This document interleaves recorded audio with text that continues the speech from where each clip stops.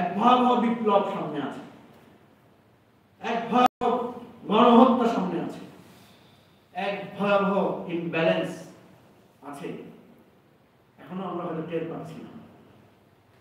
পৃথিবীর তাবৎ ইতিহাস দেখেন, বিপ্লব হয়েছে সেখানে। দুর্ভাগ্যজনকভাবে পৃথিবীর কোন বিপ্লব, বেশিরভাগ বিপ্লবে ব্যর্থ হয়েছে, বেশিরভাগ গণ অভ্যুত্থান ব্যর্থ হয়েছে। আমি সেটা এবারে আমরা গণ অভ্যুত্থান বিপ্লবের কথা বলছি, খুব বেশি আশা, খুব বেশি স্বপ্ন আমি দেখি না। একটাই সাফল্য যে আমরা শেখ হাসিনাকে এখান থেকে তাড়াতে পেরেছি। এই বিপ্লবের, এই গণ অভ্যুত্থানের এটাই তো এ প্লাস, এটাই তো জিপিএ 5। কারণ শেখ হাসিনা এমন ভাবে জেগে বসেছিল যে আমরা ভেবেছিলাম যে তার মৃত্যু ছাড়া আমাদের মনে হয় আর মুক্তি নেই, এবং তার মৃত্যুর পরে তার জেনারেশনও সে আবার ঠিকঠাক করে ফেলেছে, তৈরিও করে ফেলেছে। ফলে একটা সময় ভাবতেছি সে মরলেও তো লাভ নেই। প্রিয় ভাই বন্ধুগণ, সেজন্য আমি কোনো বিস্তারিত আলোচনায় না গিয়ে আমি বলছি যে আমরা সেরকম একটা বাংলাদেশ দেখতে চাই, সেরকম একটা বাংলাদেশ আমরা নিতে চাই। আমাদের অঙ্গীকার হচ্ছে আমরা একটা ওয়েলফেয়ার স্টেট করবো বাংলাদেশ। ওয়েলফেয়ার স্টেট কি?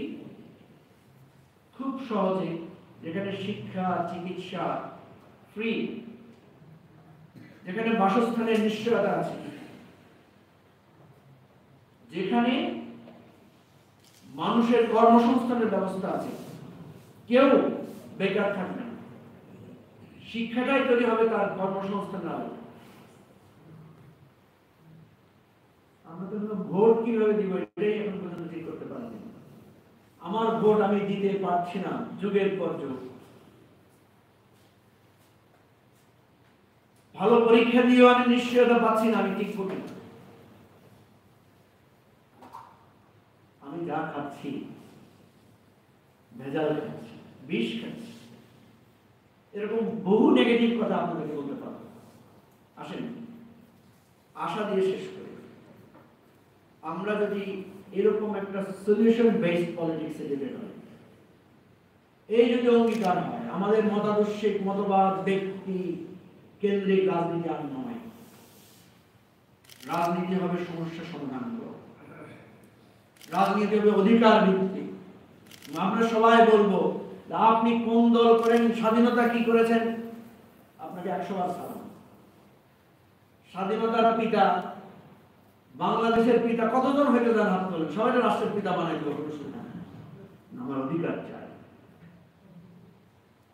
আপনারা যদি 100 জন এসে বলেন আমার জাতির পিতা মানো, আমার মানতে কোনো অসুবিধা নেই।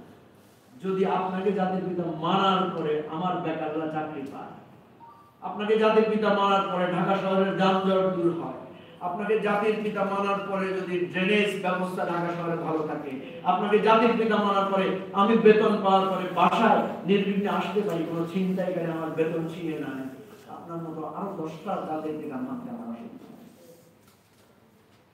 কিন্তু এই রাষ্ট্র আর একটা বার একটা পিতার কান্না শুনতে চায় না যে পিতা বলবে এই দেশে আর থাকবো না।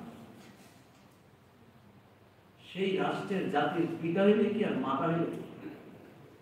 সেই রাষ্ট্রের আপনি কত বড় নেতা আর কত বড় এমপি, কত বড় মন্ত্রী, কি আসে? প্রিয় ভাই বন্ধুগণ, জানি না আমরা পারবো কিনা, পৌঁছাতে পারবো কিনা। অনেকেই হয়তো স্বপ্ন দেখেছিলেন, বাস্তবতা স্পর্শ করতে পারেন না। আমরা সেই স্বপ্নটা দেখছি, এমন একটা দেশ যার হয়তো 30টা সমস্যা যদি আমরা সমাধান করতে পারি, একটা জায়গায় সে দেশটা দাঁড়াবে, এবং সেটার জন্য একটা সলিউশন বেসড প্রপোজিশন লাগবে। এবং আমি আশা করি বাংলাদেশ আমাদের যে স্টাডি ফোরাম এই ক্ষেত্রে আমাদের জন্য কাজ করবে, আমাদেরকে প্রশ্ন করবে, আমাদেরকে জবাবদিহিতা আনবে, আমাদেরকে পথ দেখাবে। তাইলে এই নতুন ধারার রাজনীতি আমরা তৈরি করতে পারবো। সবাইকে ধন্যবাদ।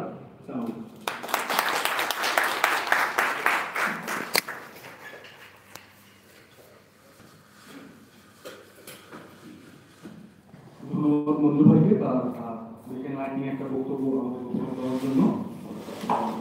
মূল প্রপোজিশন দিয়েছিলেন একটা সলিউশন বেসড পলিটিক্সের কথা বলছেন। তো এই পর্যায়ে আমরা